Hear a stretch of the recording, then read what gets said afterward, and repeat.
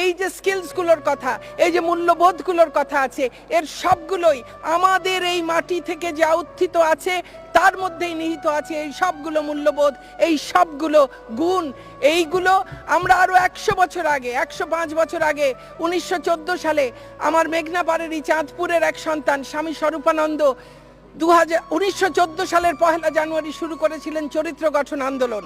সেখানে তিনি যা যা বলেছিলেন চরিত্র হিসেবে যা গঠন করলে জাতি গঠন করা যায়, এগিয়ে যাওয়া যায়, উন্নয়ন করা যায়, তার সবকিছু আছে এই স্কিলসের মধ্যে।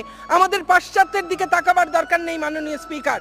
আমার এই জাতিতে, আমাদের এই ভূমিতে সমস্ত জ্ঞান, সমস্ত আমাদের মূল্যবোধ সবকিছুই আছে।